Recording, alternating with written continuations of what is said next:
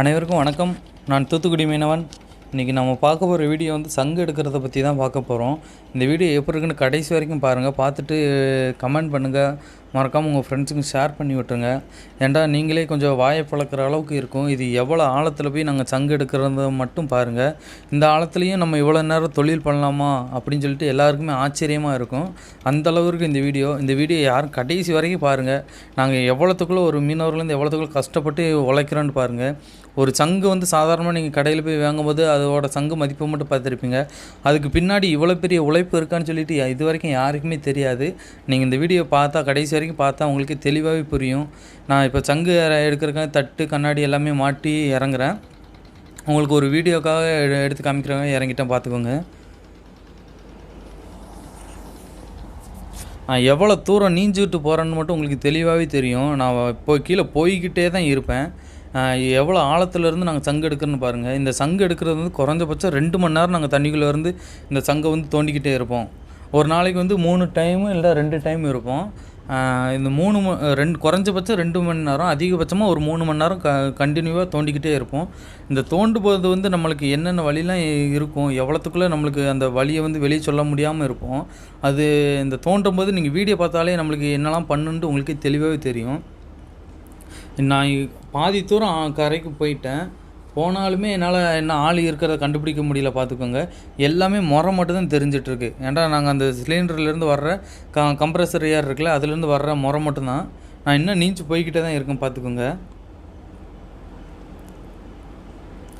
என்னடா அவன் மனுஷன் இவ்வளோ ஆழத்துலலாம் போய் தொழில் பண்ண முடியுமா அப்படின்னு சொல்லிட்டு உங்கள்கிட்ட பல பேர்த்து கேள்வி இருக்கும். கண்டிப்பாக நாங்கள் தொழில் பண்ணுறோம்.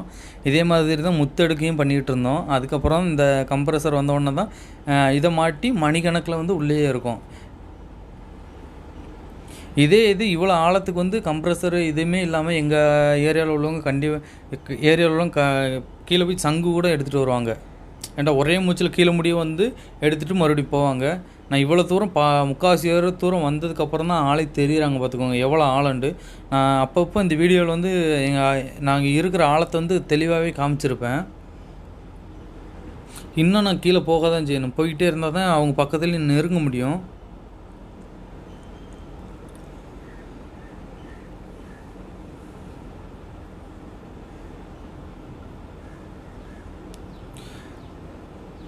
குறைஞ்சபட்சம் 3 மணி நேரம் நாங்கள் தோண்டிகிட்டு இருப்போம்ல, அதிகபட்சமாக. அப்படி தோண்டிகிட்டு இருக்கும்போது சங்கு வந்ததுக்கு எடுத்துகிட்டு மறுபடியும் மேலே வருவோம். மேலே வந்துட்டு சாப்பிட்டுட்டு மறுபடியும் வந்து தண்ணிக்குள்ளே இறங்கி மறுபடியும் இன்னொரு பாவை வந்து தோண்டுவோம்.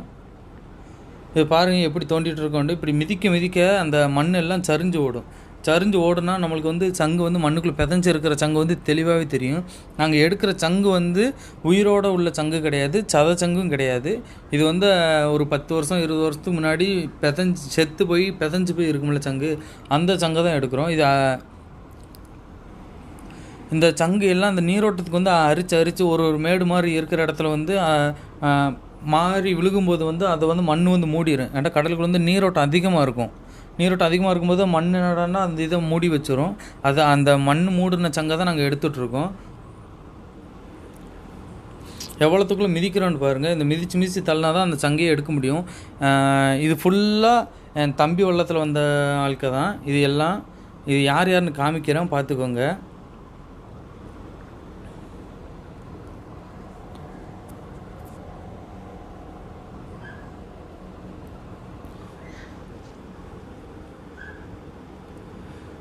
இவ்வளோ ஆழத்துக்குள்ளே வீடியோ எடுக்க முடியுமா இல்லையாண்டு இதுக்கு முன்னாடி ஒரு வீடியோ எடுத்துருந்தேன். எடுக்க முடியுமா இல்லையாண்டு டவுட்டாகவே இருந்துச்சு. ஆனால் ஏதோ கடவுள் புண்ணியத்தில் இவ்வளோ ஆழத்துக்குள்ளேயும் வந்துட்டு. நான் இதுக்கு முன்னாடி எடுத்த வீடியோ கூட ஆழம் கம்மி தான். ஆனால் இருக்கிறதுல இதுதான் ரொம்ப ஆழம் அதிகமான ஒரு இடம் நாங்கள் தோண்டும்போது.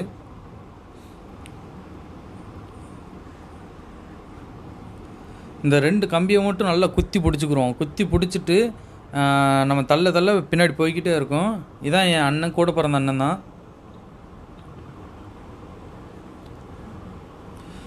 அந்த கம்பியை வச்சு குத்தி பிடிச்சிட்டு இருக்கிறனால தான் நம்மளால் இந்த நீரோட்டத்தை எதிர்த்து இப்படி தோண்ட முடியும். நம்ம சர்வசாதாரணமாக ஒரு தரையில் ஓடும்போது ஒரு மணி நேரம் நம்மளால் ஓடுறதுக்கே கஷ்டமாக இருக்கும். 1 மணி நேரம் ஓடுறதுனாலே பெரிய விஷயமா இருக்கும். இது நாங்கள் மணிக்கணக்கில் 2 மணி நேரத்துக்கு மேலே இப்படி தோண்டிக்கிட்டே இருந்தால் நம்மளுக்கு எப்படி அந்த தொடை, அதுக்கப்புறம் இந்த முட்டு கீழே இருக்கிற சவ்வு இதெல்லாம் இழுத்துக்கிறோம். அவ்வளோத்துக்குள்ள கஷ்டமாக இருக்கும். இது எல்லாத்தையும் மறுபடியும் மேலே ஏறி மருந்து ஒன்று வச்சுருப்போம். மருந்தை தடவிட்டு மறுபடியும் கீழே இறங்கி இப்படி சங்கை தோண்டிகிட்டே தான் இருப்போம்.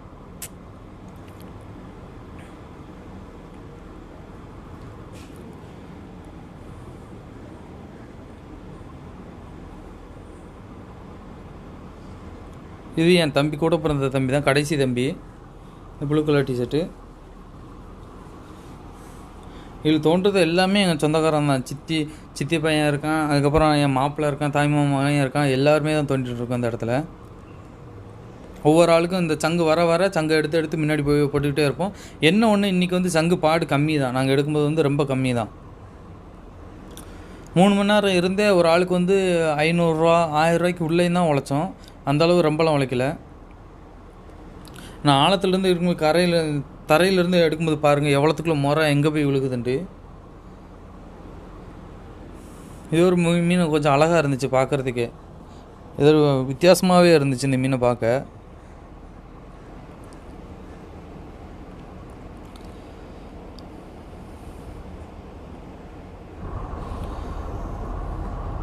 இந்த ஸ்டார் பீஸை பார்த்துக்கோங்க. இதில் ஒரு அடையாளம் மாதிரி நான் வச்சுட்டு இந்த ஸ்டார் பீஸ் வர்ற வரைக்கும் தோண்டிக்கிட்டே தான் இருப்போம். பார்த்துக்கோங்க. தோன்றதுன்னு கூட இது சொல்ல முடியாது. அந்த மண்ணை வந்து சரிச்சு விட்றோம், அவ்வளோதான். சரிச்சுட்டு அந்த சங்கை எடுத்துகிட்டு போயிடுவோம். இது வந்து ஆட்டோமேட்டிக்காக மறுபடியும் நீரோட்டத்துக்கு வந்து இது வந்து மூடிடும். இதில் இந்த இடத்துல வந்து இப்படி குழி கிடக்கிறதுக்கு வாய்ப்பே கிடையாது. குழியும் கிடக்காது. அப்படியே மூடி சரிசமமாயிரும் நாளைக்கு இதே இடத்துக்கு வந்து நம்ம பார்த்தா. ஒவ்வொருத்தவங்களுக்கும் இடுப்பில் ஒரு வெயிட் ஒன்று கட்டியிருப்போம். அந்த வெயிட் இருக்கிறனால தான் நம்மளை வந்து கிளப்பாது.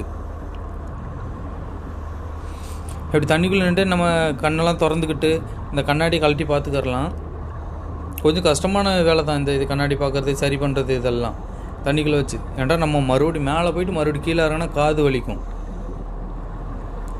இவ்வளோ ஆழத்துக்குள்ளே வரும்போது எங்களுக்கெல்லாம் காதுலாம் திறந்துட்டு அந்த காது சவ்வு எல்லாமே வெடித்து திறந்துட்டு, அதனால தான் நாங்கள் இவ்வளோ ஆழத்துக்குள்ளேயும் வர முடியும். இந்த ப்ரெஷர்லாம் நம்ம தாங்கணுன்னா ரொம்ப கஷ்டமானது. இந்த ஒருத்தங்க சங்கு எடுத்துட்டாங்க பாருங்கள்.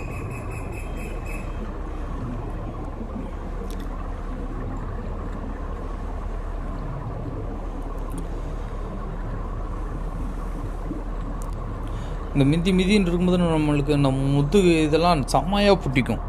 முதுகு தொடை இதெல்லாம் பயங்கரமான வலி எடுக்கும்.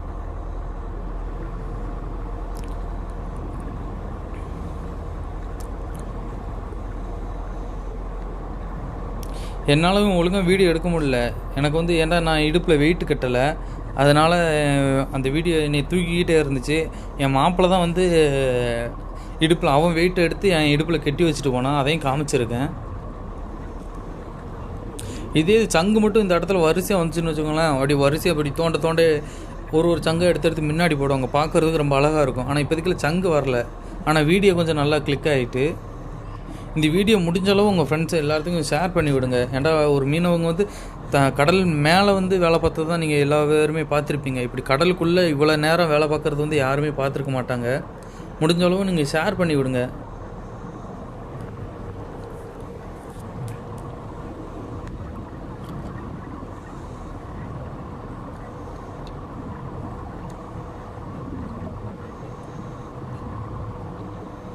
இந்த அவன் இடுப்புலேருந்து அவுத்து எனக்கு கொண்டு வர்றான் பாருங்கள்.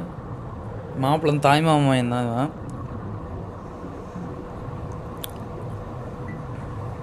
இந்த இடுப்பில் வெயிட்டை போட்டால் நம்ம பாட்டில் நம்மளை தூக்காது. நான் இந்த கம்பியை பிடிச்சிக்கிட்டே வீடியோ எடுத்துகிட்டு இருந்தேன். இப்போ கொஞ்சம் ஃப்ரீ ஆகிரும்.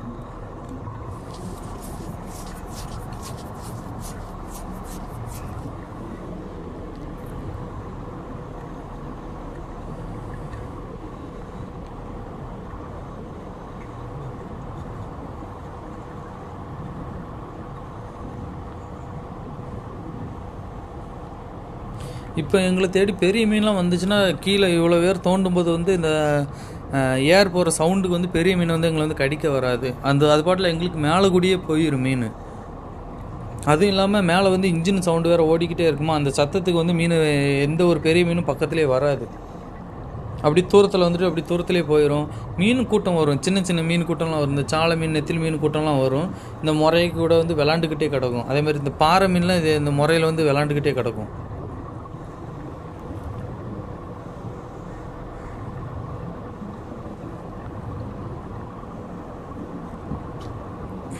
இப்படி ஒவ்வொரு சங்கு எடுக்கும்போது தான் நம்மளுக்கு வந்து சந்தோஷமாகவே இருக்கும்.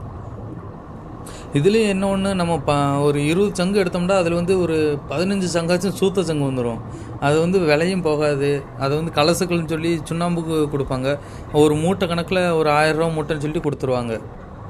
மிஞ்சி மிஞ்சிமான ஒரு 5 சங்கம் 6 சங்கம் தான் நல்ல சங்கம் வரும். ஆனால் ஒரு சங்கம் 500, 700, 800, 1500 அந்த ரேஞ்சுக்குள்ளே தான் விற்கும். சொல்லப்போனால் 700, 800 தான் அதிகபட்சமே விற்கும் நல்ல சங்காக பார்த்தா. நம்ம தரையில் ஓடுறது தான் நாங்கள் இங்கே வந்து தண்ணிக்குள்ளே வந்து ஓடிக்கிட்டே கிடக்குறோம். பெரிய பெரிய ஃபுட்பால் பிளேயர்லாம் பார்த்துருப்பீங்க, இல்லை பெரிய பெரிய ஆளுக்கு ஜிம்மில் உள்ளவங்களாம் பார்த்தாலே தெரிஞ்சிடும். அவங்க வந்து தண்ணிக்குள்ளே ஓடிக்கிட்டே இருப்பாங்க. அதுக்குன்னு தனியாக தொட்டி கட்டி தண்ணிக்குள்ளே ஓடுவாங்க. ஆனால் நாங்கள் அப்படி கிடையாது. எங்கள் பொழப்புக்காக நாங்கள் தண்ணிக்குள்ளே வந்து இறங்கி ஓடிட்டுருக்கோம். அதுக்கு இத்தனைக்கும் உயிரை பணையம் வச்சு தான். இதில் வந்து எங்களுக்கு என்ன நடக்குங்கிறதுக்கு உத்தரவாதமே கிடையாது. உயிரோடு நாங்கள் மேலே வருவோமா இல்லையானுங்கிறதுக்கு உத்தரவாதமே கிடையாது. இவ்வளோ ஆழத்துக்குள்ளேயும் ஒரு ஓடு கிடக்கு பாருங்கள்.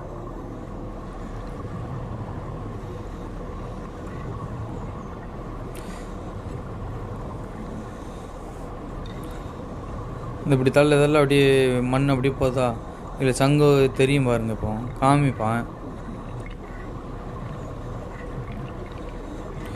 இது வந்து ஒவ்வொருத்தவங்களும் தனித்தனி சங்கு.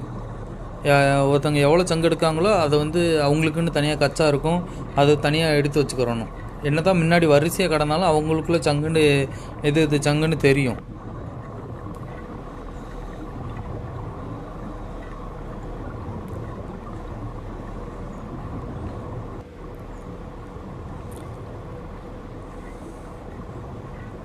இவ்வளோ ஆழத்துலேயும் சூரிய ஒளியை பார்த்துக்கோங்க, எவ்வளோத்துக்குள்ள தெளிவாக விழுதுன்னு. இந்த சங்கை பாருங்கள் எப்படி பிதஞ்சிருக்குண்டு.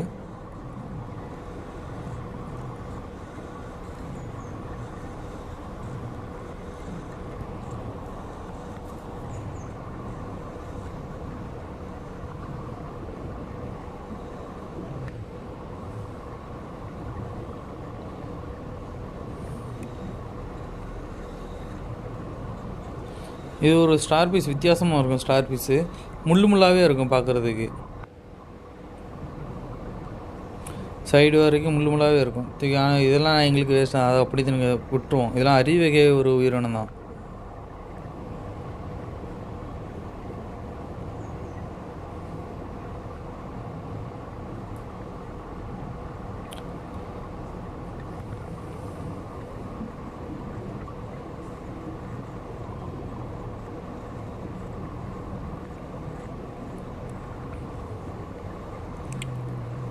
இந்த சங்கு பாருங்கள். இந்த சங்கு வந்து ஒரு 700 800 போகும். இது நல்ல சங்கு தான்.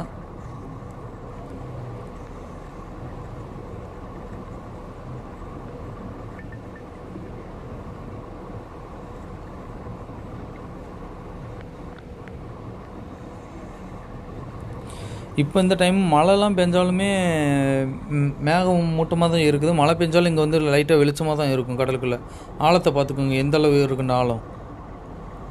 ஏன்னா சில பேர்த்துக்கு ஆழம் வந்து தெரியாது. என்னடா இவ்வளோ தான் கம்மியாக தான் இருக்கும் அப்படின்னு நினைப்பாங்க. என் அண்ணன் ஒரு சங்கு எடுத்துட்டான்.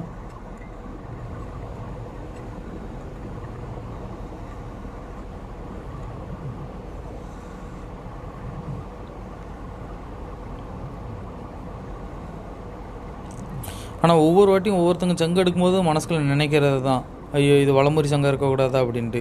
ஏன்னா ஒரு வளமுறி சங்கம் எடுத்தாலே போதும், சரியான லட்சத்துக்கு விற்கலாம். ஒரு சங்கு வளமுறி சங்கு வந்து 6000 ரூபாயிலேருந்து கிராமுக்கு 6000 ரூபாயிலேருந்து 8000 ரூபா முடிய விற்குன்னு சொல்லுவாங்க, ஒவ்வொரு சைஸை பொறுத்து. ஆனால் அந்த வளமுறி சங்குலாம் கிடைச்சாலே போதும். அவன் இவ்வளோ கஷ்டப்படுறதுக்கு ஒரு வளமுறி சங்கு கிடைச்சா எவ்வளோ சந்தோஷமாக இருக்கும். அதுக்காக தான் சொல்கிறேன்.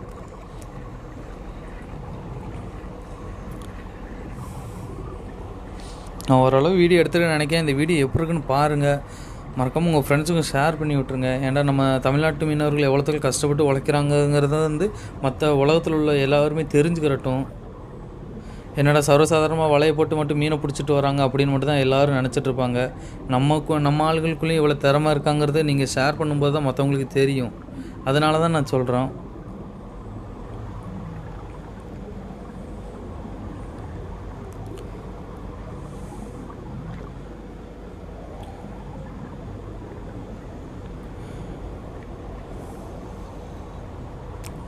நம்ம மேலே போக போக வந்து காது வலி கொடுக்கும். கீழே இறங்கும்போது ஒரு குறிப்பிட்ட இடத்துல காது வலிக்கும். அதுக்கப்புறம் மேலே போகும்போது ஒரு குறிப்பிட்ட இடத்துல காது வலிக்கும்.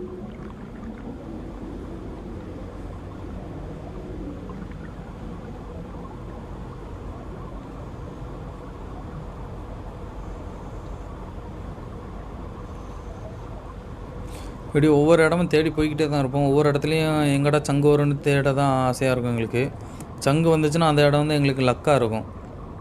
ஒரு நாளைக்கு நாங்கள் ஒரு சங்கு, ஒரு கச்சாவோ 2 கச்சாவோ ஒரு மூட்டை கணக்கில் நாங்கள் எடுத்துட்டோம்னால எங்களுக்கு அது தனி ஒரு சந்தோஷம். அவ்வளோ சந்தோஷமாக இருக்கும்.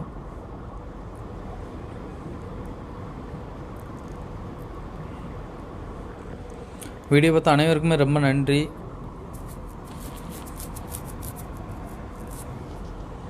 எல்லோரும் லைக் பண்ணிடுங்க. எனக்கு கடலுக்குள்ளே வச்சு என்ன சொல்லணுன்னு தெரிய மாட்டேன்ட்டு, அதனால தான் சும்மா நான் கையை வச்சு அப்படி காமிக்கிறது காரணம். இப்போ நான் காவாசி தூரம் தான் வந்திருக்கேன், இன்னும் மேலே போகணும். நன்றி, வணக்கம்.